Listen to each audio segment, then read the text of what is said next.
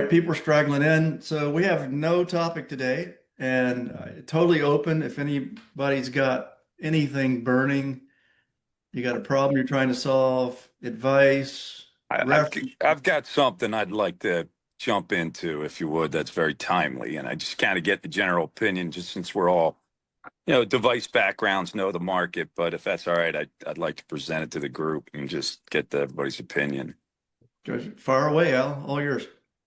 So for about a couple of years now, me and a buddy of mine, he's actually out in Detroit. Both of us left Big Ortho and went to start our own independence. And we're very in tune and aware of some of the anti-competitive, limiting vendors and all that other stuff. But what we're really diving into, and what DC now is requesting an audience with us, is the re-examination of the GPOs.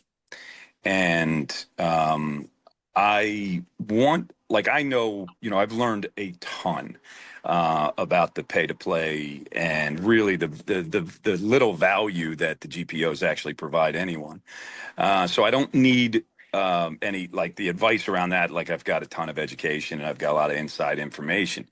The question I'd have for you, for the panel, is we've got an insider who has left the GPOs. She's starting her own consulting group, and I kind of danced around the conversation at first, just not sure how much she would want to reveal about this. But is Cope on this call yet? Is he on? Is Cope? I don't see him yet, Okay, Al. okay.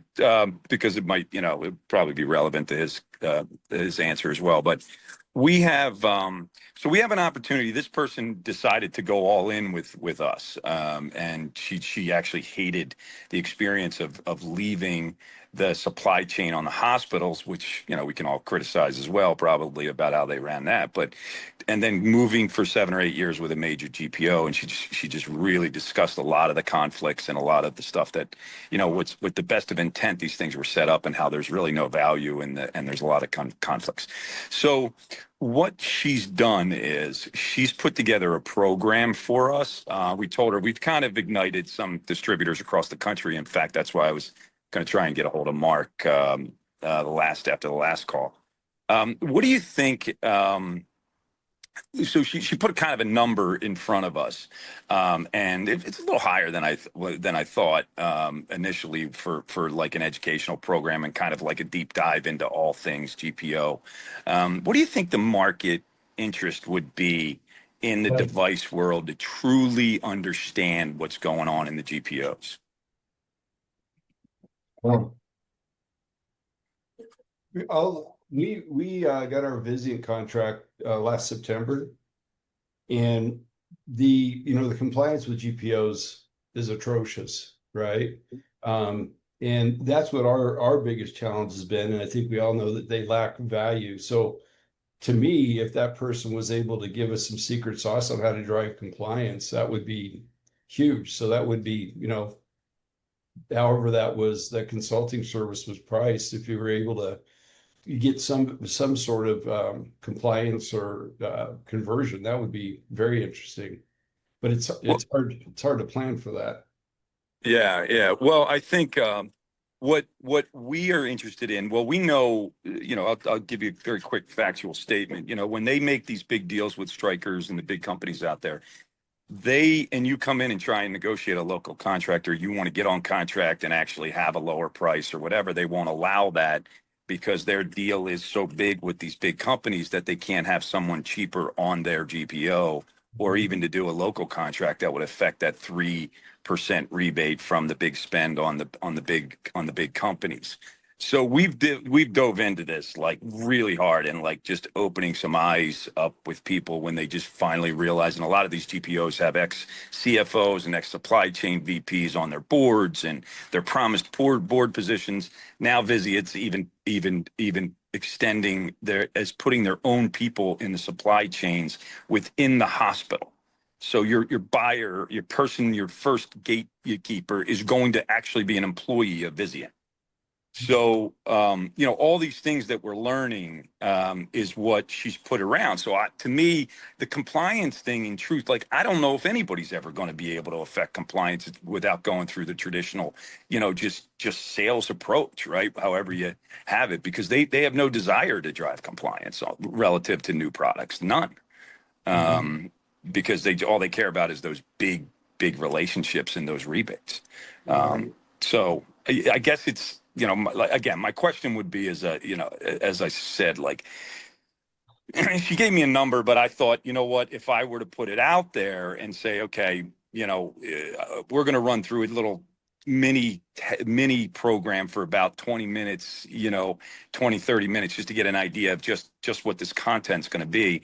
But what do you think? When I go to put these things, I don't care about stirring the pot on LinkedIn. I don't give a shit about any of this. Like, they can't do anything to hurt me. But yeah, I guess I really want to expose this GPO nonsense that's out there right now. That's So Mark Maloney just came in, and Copeland just walked in from the beach. So may have to restate your question real quick. yeah. So guys, real quick, I just have somebody who's an insider on GPO, and mentioned that me and another buddy of mine in Detroit have gotten kind of asked to come down to DC to talk about some things. And we're trying to get this GPO dynamic, for what it is. And they're very interested down there. And so I have somebody who's an insider who has left and started an own consulting company, developed a program. It's a little higher than I'd like it to be from a cost perspective, but I wanted to see, especially you, Cope, with your business, like, what do you think the value or interest would be in our world for somebody to say, I'm full transparency, here's what it's going to cost everybody to be a part of the discussion, the education. I just don't know if anybody's as emotional about the GPOs as I am, or as angry for the 23 out of 24 hours a day. So Al, obviously I just jumped in. Is there like education associated with? Because I find a lot of the companies I talk to don't even actually understand what these things are, much less what to do about them. So sorry if I'm jumping in late, could you bring me up to No, speed buddy. on No, that? absolutely. That's the purpose, right? So it's less about how can we affect the compliance, and once you do pay the money and bow at the altar to get on the GPOs, they really have no incentive to help you. So, driving compliance for a bit player is I maybe even futile. You just have gotten the opportunity that if the hospital lets you on, then fine, you're in the GPO and you can do business, but they're not going to drive compliance. This is about all of the insider stuff, Mark, how they work, how there's, really the conflict with the AHA,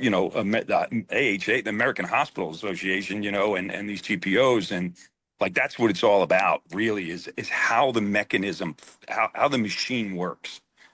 So that's where I've got this quote from her, and I was kind of like, wow. Well, first, Sean and I were like, we need a mini program first before I go saying, hey, I need $50 from 50 distributors. I mean, it's not a lot of money in truth, but I just don't know what the interest is, if people are as interested as I am.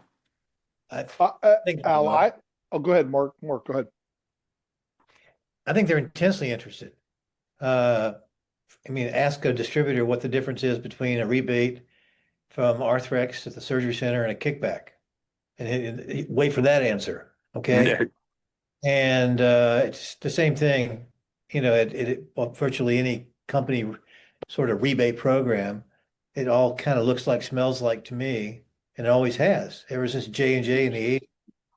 But still, when are you going to DC? So they invited us down in September, but the person who was an insider was throughout the VP roles in supply chain in my area, and then she went to work for Premier GPO for 7 years and just hated every moment of it. Now she's out there, and I talked to her about this.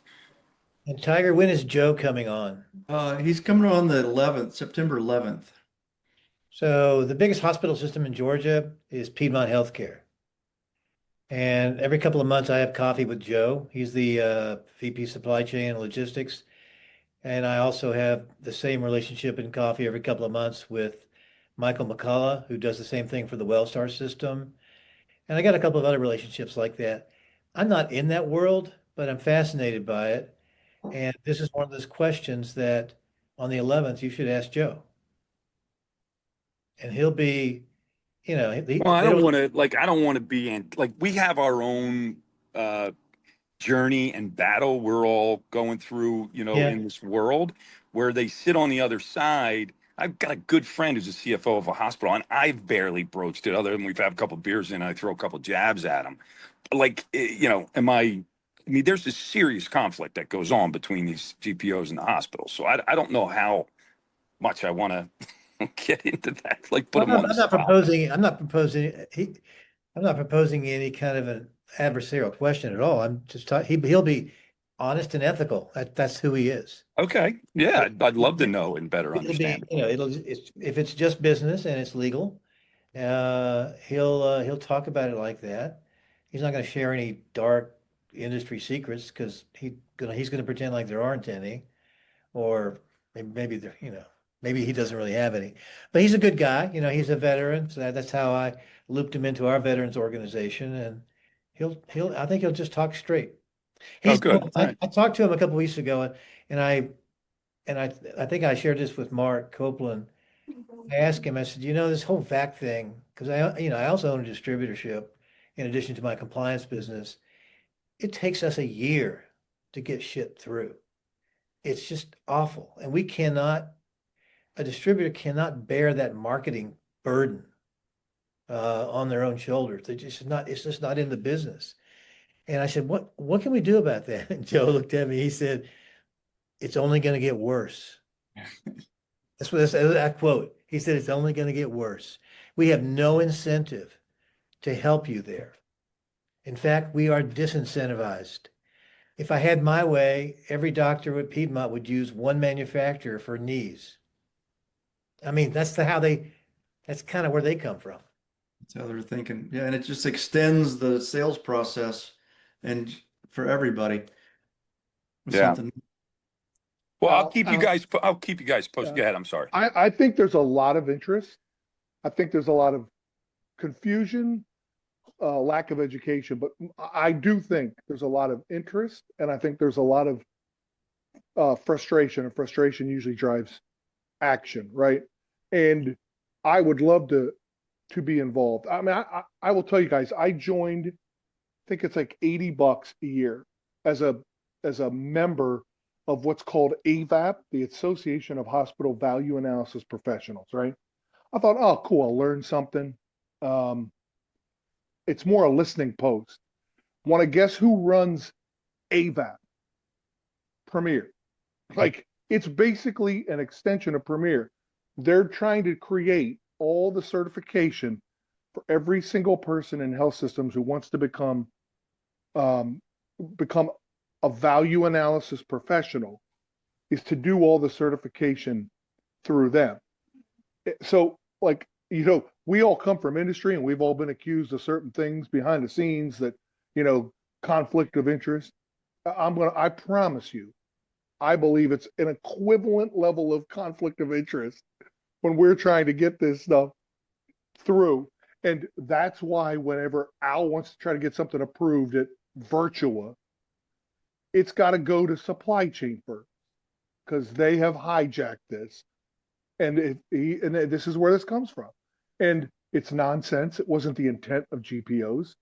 But if people don't start addressing this in a different way, and Al, I think you're part of the solution. You're not the only one that's frustrated. Although you might want to talk to your therapist if you're thinking about it 23 out of 24 hours a day. But there are problems coming, and if we're not doing something about it, all we're doing is becoming victims of it.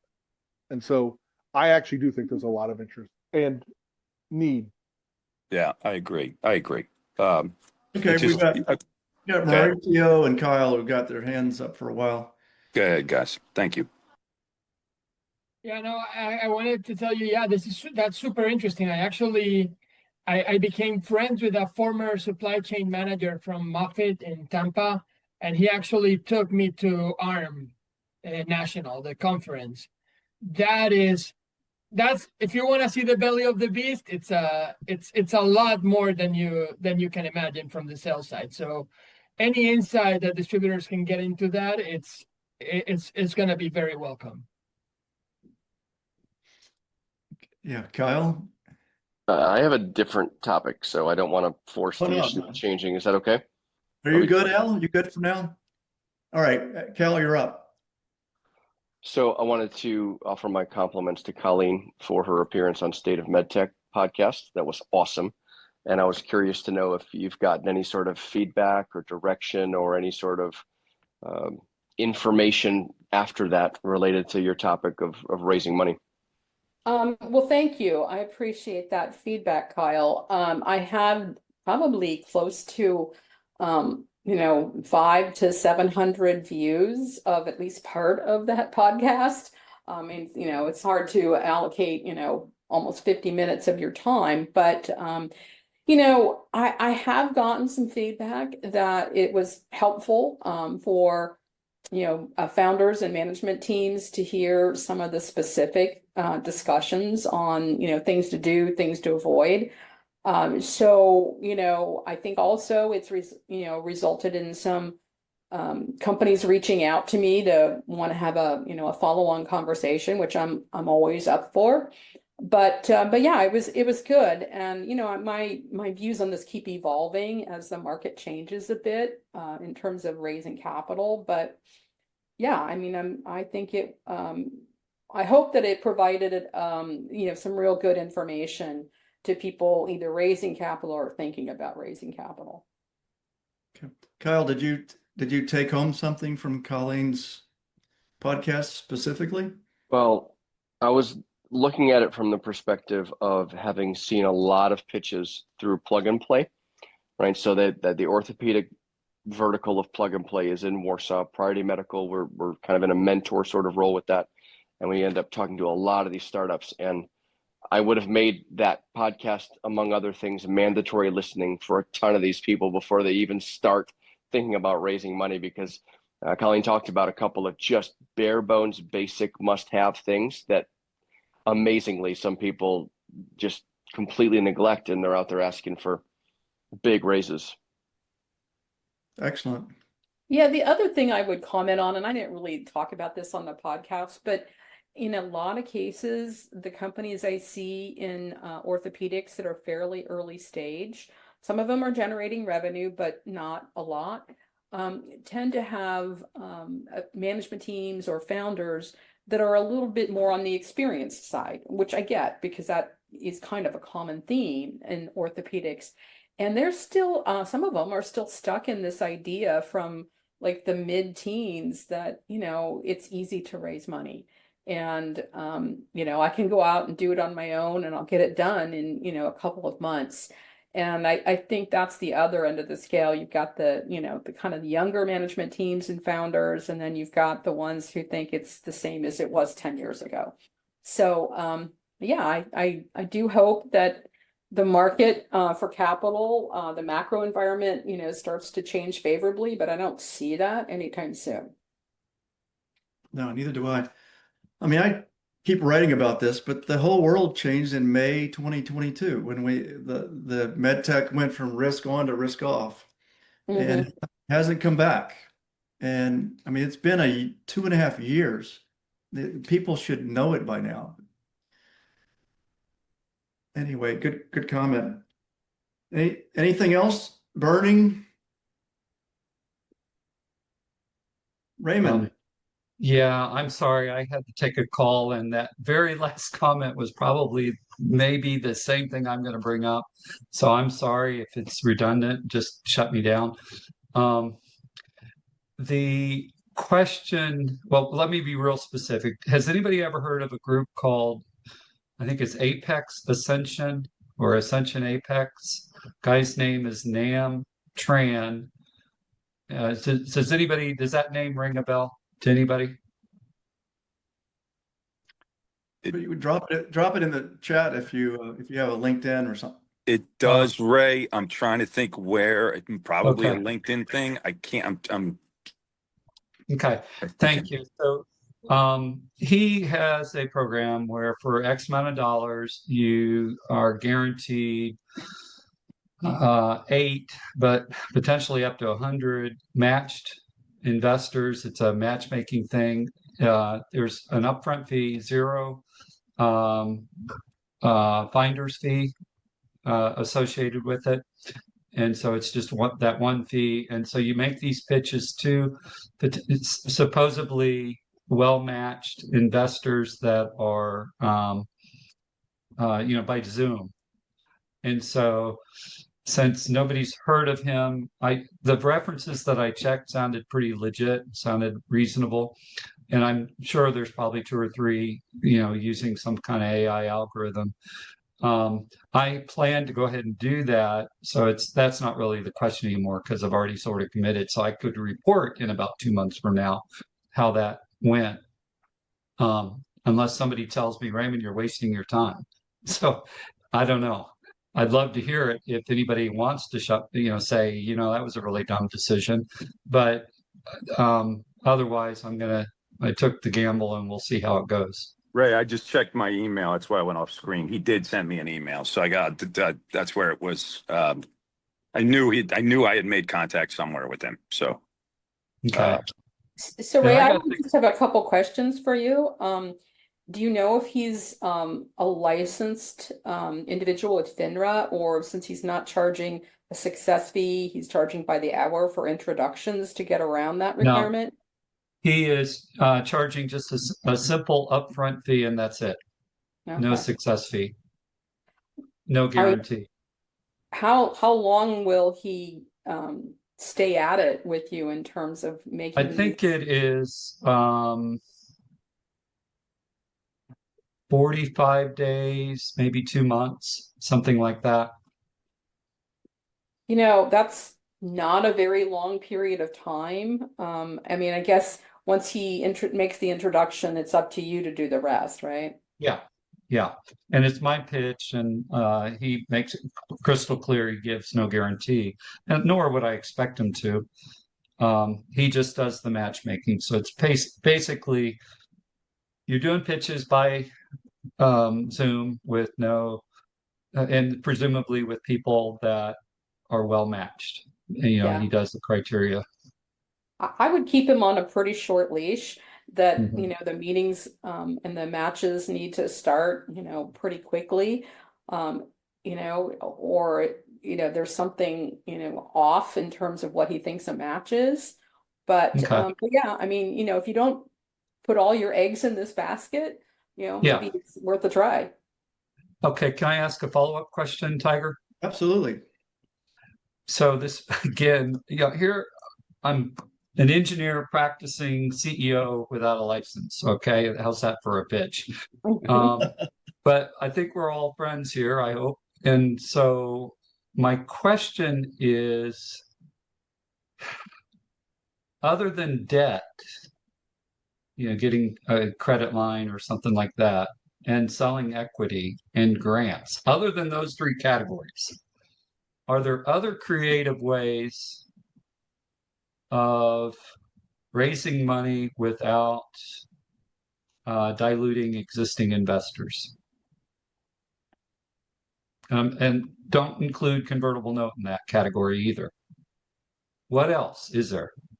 Well, we see if we can successfully get a strategic or somebody who's, peripherally involved in a particular industry, interested in a company, we'll see them sometimes provide in-kind services so that, it helps the business, but it isn't necessarily equity.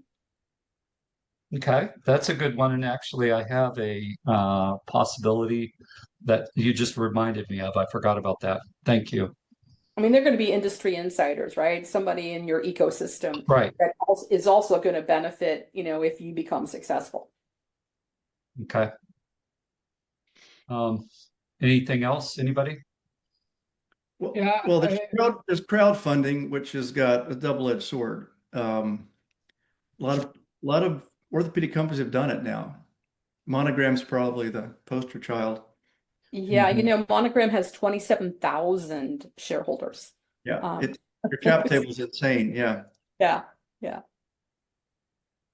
Must have been a big score for them. They raised over $45 million through crowdfunding, so they're pretty successful. Yeah, that was what I was going to say too, Tiger, was crowdfunding. But you're still selling equity, right?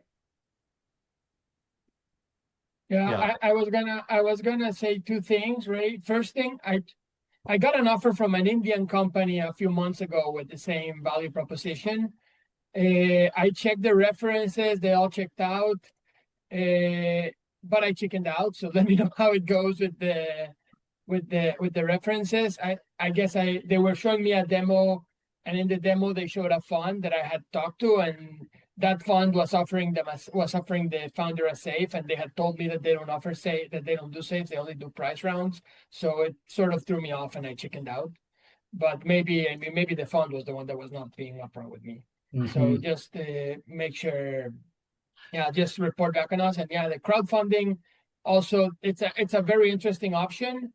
You have to be very good at marketing. I talked with Start Engine a couple of years ago. I was trying to follow the Monogram path, but I decided we were not good enough Yeah. at digital marketing to make No. that raise work. Well, also it is, as Colleen said, that is equity, and that's what I'm trying to avoid. I'm just trying to protect the existing members from additional dilution. Yeah, I'm sure that this is common, but we're developing a couple things now that I'm not giving out any more equity, but we are securing services for different things. It just depends on the product. But for like long-term agreements and different things that I'm doing to secure their stake in the to the product or our company. So I've been able to offset services and, incredibly reduce upfront costs by giving them back end value through those type of arrangements. But again, that just is relevant to my two things that I have going on. I'm not sure about for you, Ray. Okay, thank you. What about offering a second class of stock of securities? I mean, Okay. I haven't done that before, but So that now that does require an update to our operating agreement, but you're right, that may be the strategy. And this is where I need to consult with my attorney. But yeah. Mhm. Good. That's a good one. Good idea. Great. Great question, Raymond. Yeah, Maloney's up. That's a different subject. So Tiger, I must apologize to you in advance. As you know, I'm kind of heavily invested in the AI world, and my co-host scheduled my next podcast for next Thursday at the same time. Well, it's no problem, actually. I was going to talk about this. We're going to skip next Tuesday or next Thursday Oh, perfect. because I'm traveling that day. So the 21st is going to be BoneChat vacation day. So it'll be LinkedIn Live, and it'll be AI and medical design. Oh, So cool. our guest talker will be a medical industry engineer designer, and he'll talk about what impact AI is having in that. Share, A little Mark, bit, send me bit an dry. email with the link and I'll email it out to all the BoneChat Yeah, I'll members. send it to you. I'll send it to you. And as sort of a corollary to that subject, there's some interesting things going on with AI too. It's a pretty cool article in a British medical journal that doctors that start using AI in diagnosing cancer in Hold on, I saw that. Yeah. colonoscopies actually get worse after 6 months when they don't use AI. There's a laziness factor. Seems like when physicians lean on the AI too much, they lose their edge, at least in colonoscopy.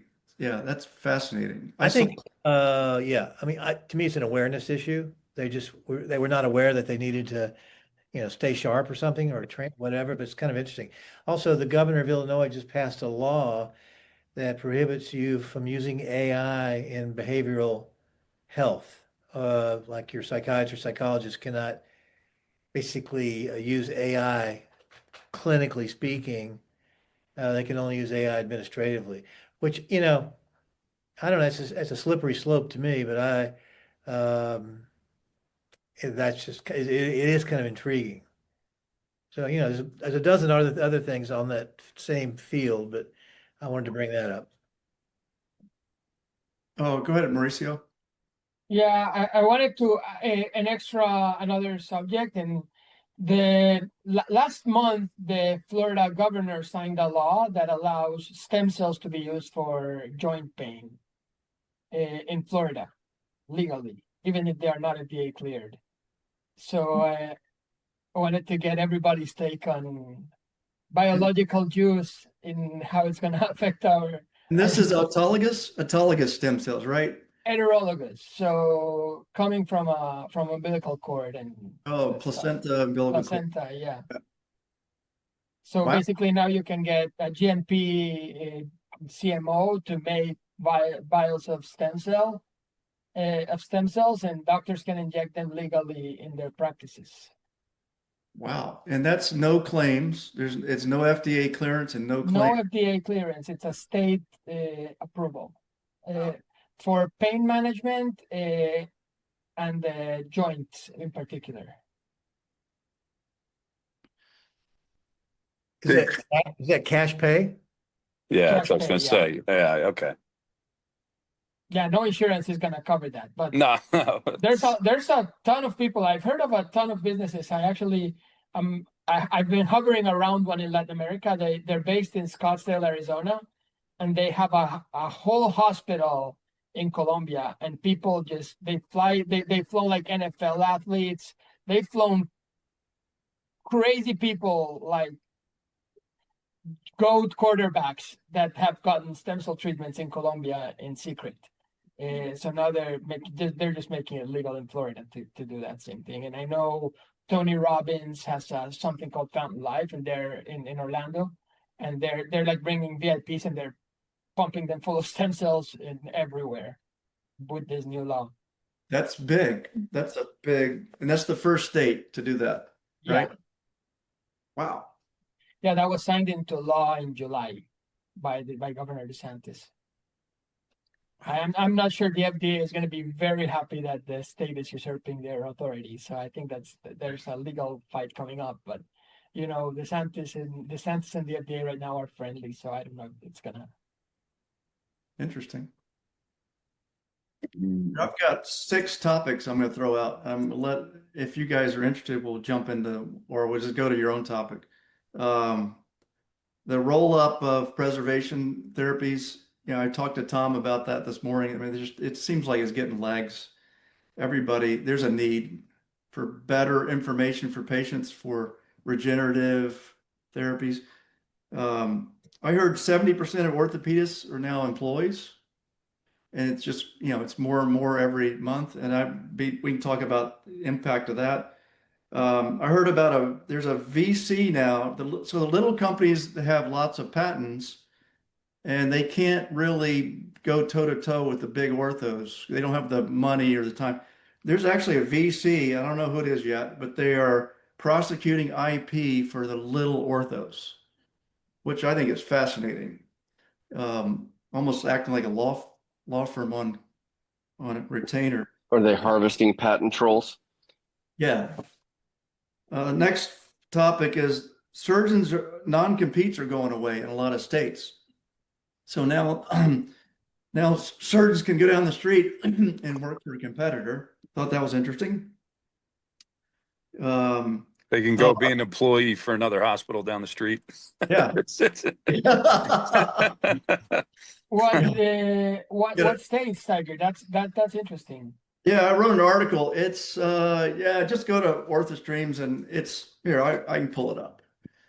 Another one is crime pays. I don't know if you guys saw my last thing about Spine Frontier. The guy just defrauded millions and millions of dollars. He got a slap on the wrist. Kinsley Chin. Chen. That was Yeah. Chen. Exactly. That tells you that the downside is really small and the upside's big. So why didn't everybody do it? You know? I couldn't even find him on the OIG sanction list, which shocked me. Anyway, I Yeah. looked at, saw that. Anyway, and then the last one is that I had was clinical outcomes are meaningless. Um, you know, you can't use clinical outcomes to judge that one product is better than another, or it's all apples and oranges. And a friend of mine wrote a really good historical thing about total knees and how we've gotten to this point where the clinical data is totally meaningless. Now you need it for, for VAC committees, and you need it to make your surgeon feel comfortable, stuff like that. But as far as comparing products or procedures, it's all just crap.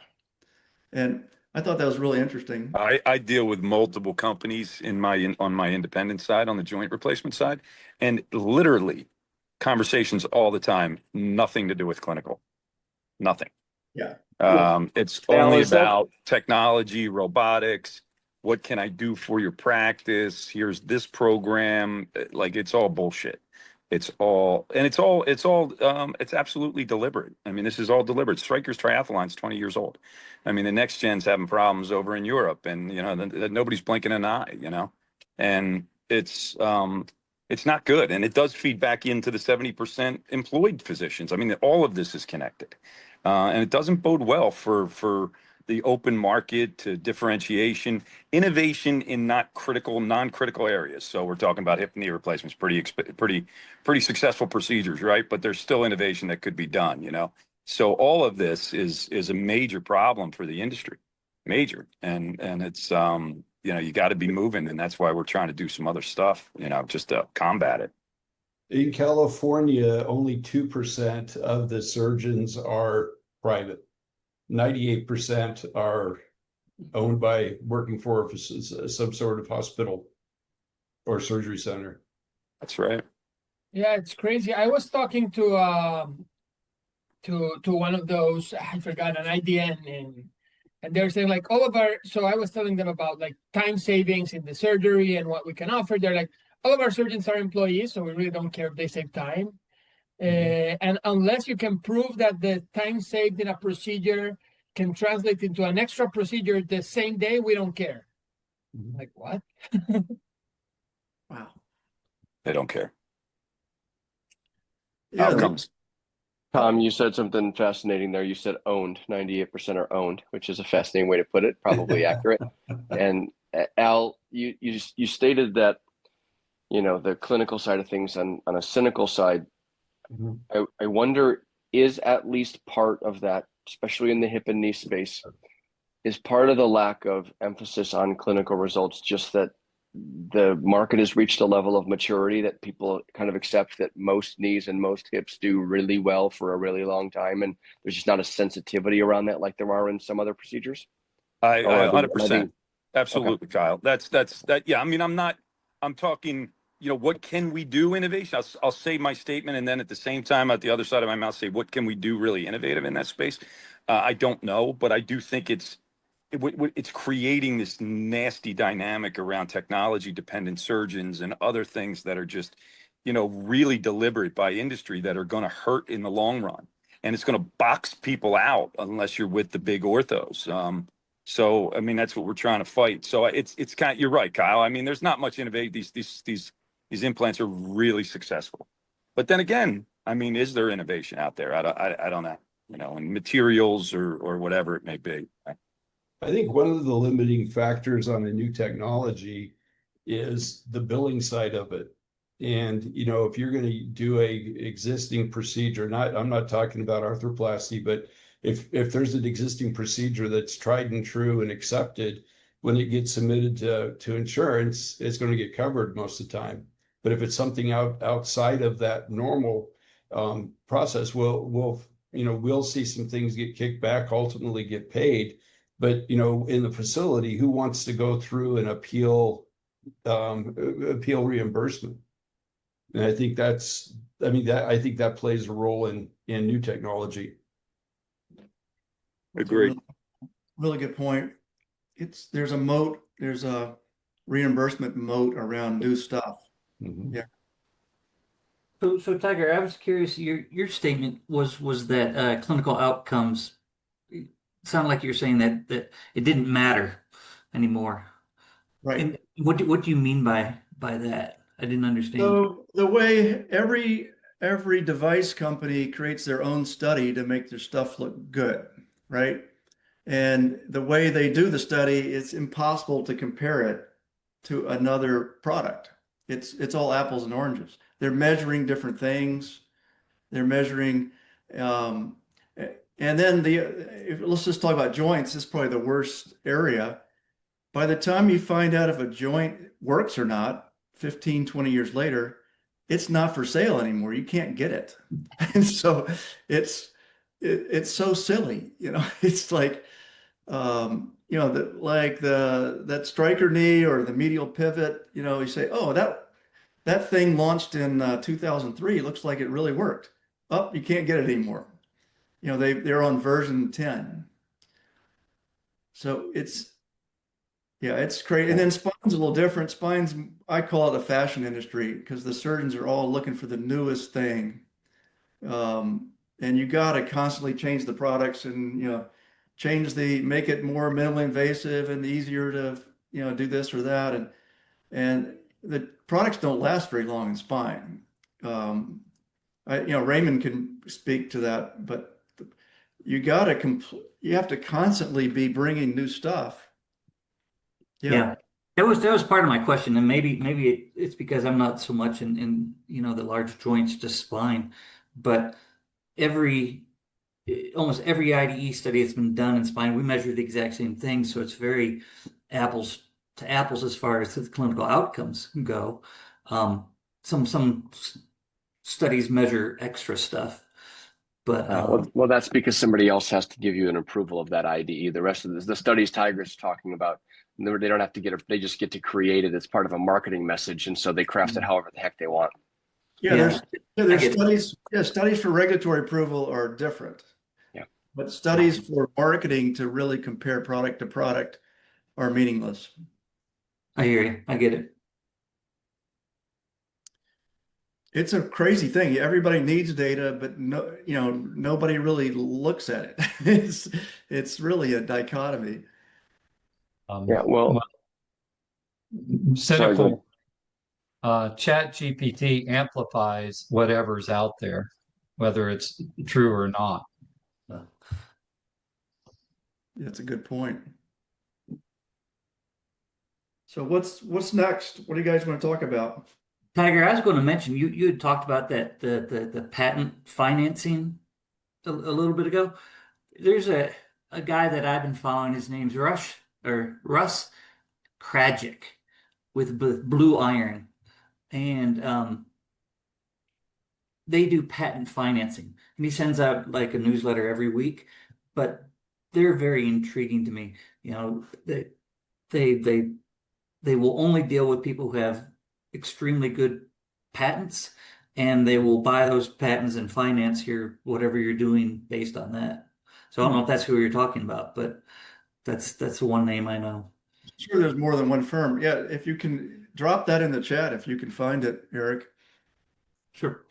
Yeah, he sends out a very interesting newsletter or weekly email. He and you are cousins, Tiger. He has a very similar.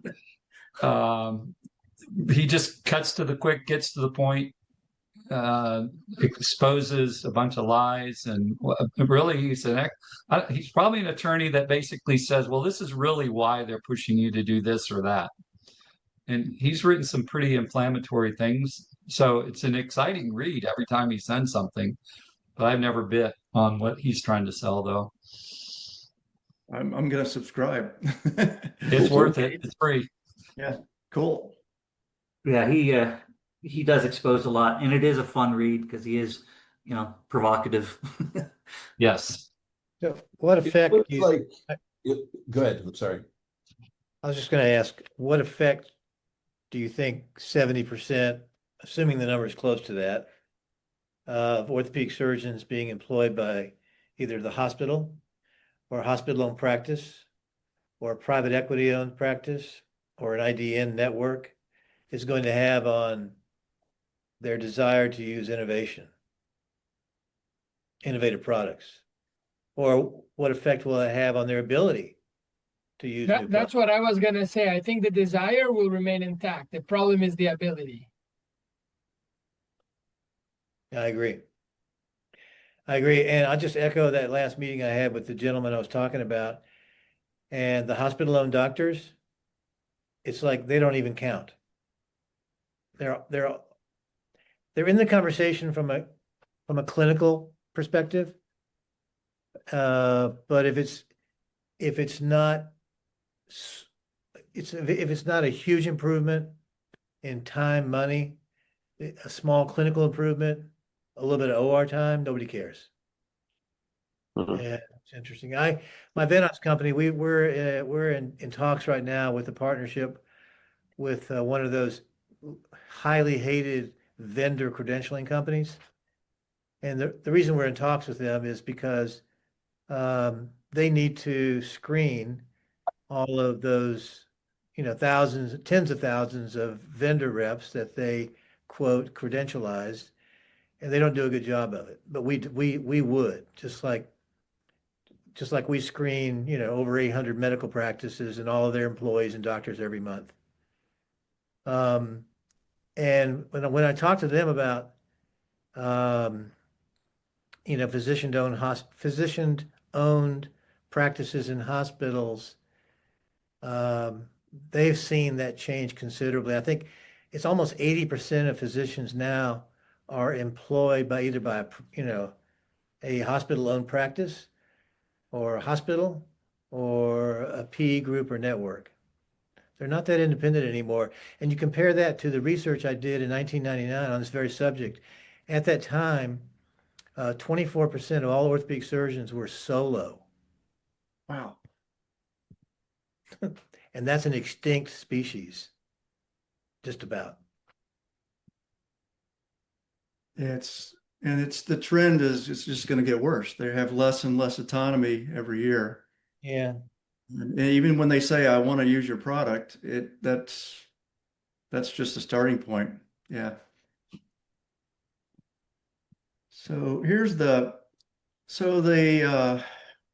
not going to be able to find this now. So the FTC proposed a nationwide ban on non-competes for physicians and this month.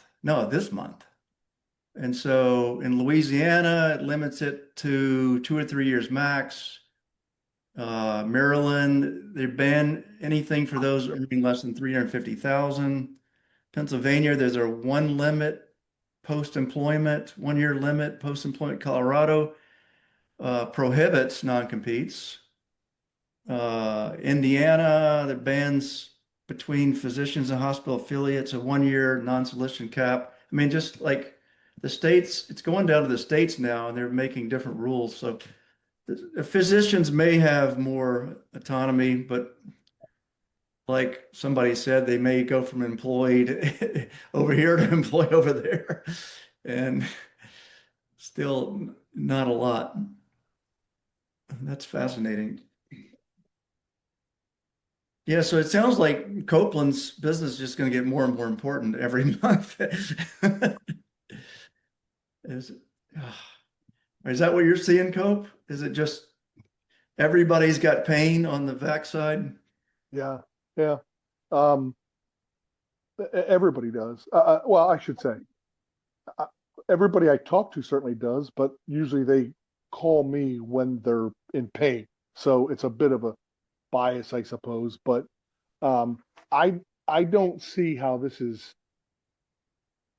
going to stop. Like this is not going to. I think I've said this for a while. I think med device is going to be selling the way I present it.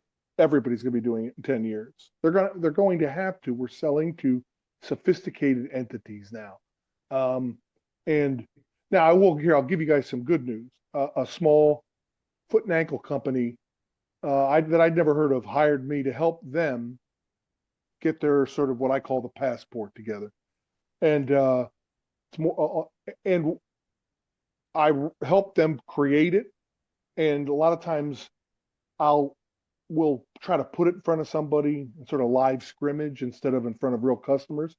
But their VP of sales yesterday called me and said, "Hey, I just decided to do it myself, and I did it with, and it's a health system in New England." And he said, "I showed it to the right person that you told me to talk to, and the guy said, this is exactly what I need. I'm going to go get us approved. I'm going to go get you guys approved by value analysis next week." Right? So he called me, and I was fired up last night because I feel like one of my old hoops coach days, one of my players went out and won, right? But I will tell you, it's going to be more common. We will figure it out because it's just business selling to businesses. That's what it ends up being. And we just have not historically had to do this. And so we'll figure it out. But, it's whether you're selling to Ortho Indy or you're selling to Kaiser Permanente, it's big business, right? I mean, it's just big business. And we need to, I believe inherently, away from surgeon champion, they get it approved for you. I mean, you're just gonna drive yourself crazy. I'm already there. There's no reason for you to drive yourself crazy. So, Or we just need to all get there as fast as possible. right. There's that alternative, Kyle. Yeah. That's right. So I do have a question for you, Mark, with that in mind, and I suppose this is for anybody, but in my old days in shoulders, when the reverse shoulder was in, its meteoric rise from, whatever, 04 to a few years ago, maybe it's still technically in the same sort of trajectory. One of the advantages that the reverse shoulder had was you could get $13,000 for a reverse shoulder, but it flew under the radar of these analysis committees because you had so many line items that were much bigger dollar figures above it. And they were going after pushing knees to $4,000, pushing hips down, pushing all these other procedures. And the shoulder just kind of went along, and eventually it catches up to everything. So my question for you is, does anything fall outside of that radar? You talked about foot and ankle. That would have been an area I would have thought maybe that sneaks in. Is there hot trauma or other trauma stuff? Is there anything in the orthopedic field that still lives in this space where it kind of just it gets away with it still? Yeah, I think there is. Biologics. Yeah. To an extent. Biologics, tissue biologics. All of that I think falls into the radar. Was that I'm sorry, wrong mark. No, but it's accurate. Kyle asked, I don't see, it's less about do these implants not sort of show up on the radar. It's more if there's anything that's not in their system. Now, like we're now to that point where if you have part numbers and things like that not in their system, flags start to go up. That's why supply chain has sort of moved into this position. So I don't see much. I'm not saying there isn't. I don't see much going under the radar like we used to.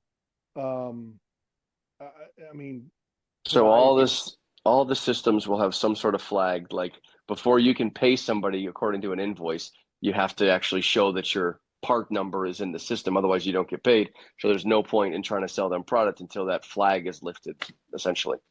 Yeah, that's a good way to describe it. Yes, that's what we're seeing now. And it's not so much that they don't let you in, although they don't anymore. They're like, if you somehow get in and try to bring even a new product line for you're an established vendor, and you try to come in with a new product line from the same company, you are supposed to go through the value analysis. The new product request process is what I should call it, which falls under value analysis.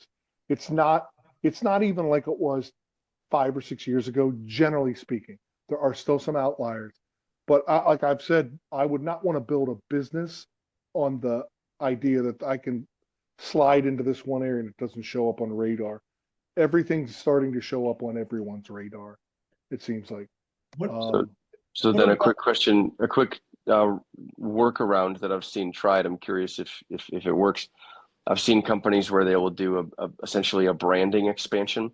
You know, they call everything product gamma, and it was already approved, and they just kind of expand what that product list is, even though it starts to get into other indications, to have it sneak in through the back door. Is that going away too? Yeah, there's less of a line extension, we used to call it, or brand extension, right? And yeah, it's not like it doesn't work, but you will get quite like, hey, how come this isn't our system? What is this? We don't know what it is. Look, there's human beings involved in this, so it doesn't mean that there's not some of that available. It's just not like it just isn't like it was even in 2018.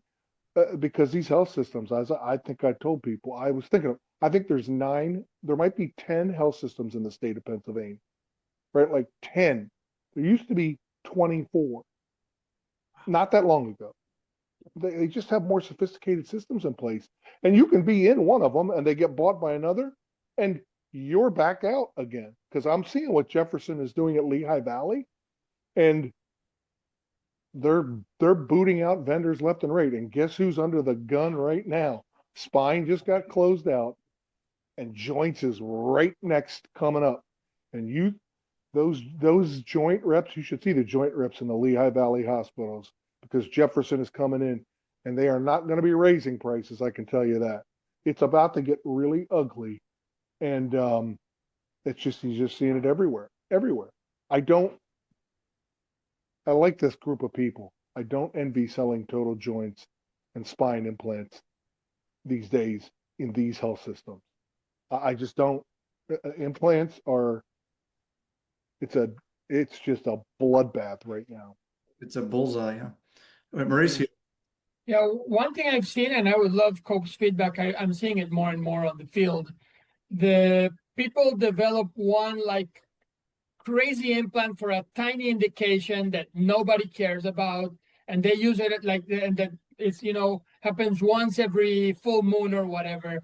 They have a case once every full moon, and they have a patent for it, and they use that to get through the VAC, and as a Trojan horse, and behind it they bring all of the part numbers. I've seen a couple of companies in our space doing that a lot. Yeah, I've seen some of it. I think it's I have not seen as much of it, Mauricio, as we used to see, right? But I just think like everything's under more scrutiny. There are in spine, they have buckets for every bucket. If you don't fit into one of their bucket, that product that you just described, it's still going to go through value analysis. And then nowadays, you used to be able to pull stuff in through that. But now they're like, yeah, hey, listen, we capitated all that stuff and we picked 3 vendors. Here's what Jefferson's doing. Jefferson has picked, for example, because I think this is typical, picked 3 spine vendors. They're getting 80% of the spend. And the surgeons can pick 20%, but there's only 2 other vendors in that 20% that can walk in and start doing cases. So if you're a 3rd or 4th, or any of us here, and you want to come in and do cases, the surgeons are like, well, you can be in my 20%, but I still have to get you into the system and approved. And guess how long that's going to take? Nobody knows. So like surgeons are just like, enough. And by the way, they're all employed now. Yeah. So now they're like, I always thought that oncology and big hairy revisions were outside, but I don't know. Yeah, that's where you're seeing it, like Icotech and Illuminate, Alyssa's company. Like those are the companies that are coming in, but those are in oncology spine, at least on that side, where there's big reimbursement. It's a minimal, there's less places who do that. And the reimbursement in those oncological patients are much higher. So people like that's kind of carved out, and like, it's just a sort of a different space. But the day-to-day stuff, I would say if you're going to do it, you should be doing it in those spaces, because even revision stuff is everybody's pretty good at it now, so yeah. All right. I agree. I gotta go. Yep. Been a good hour. All Everybody. right. No BoneChat next week. Enjoy the vacation, but we'll log into Maloney's AI discussion.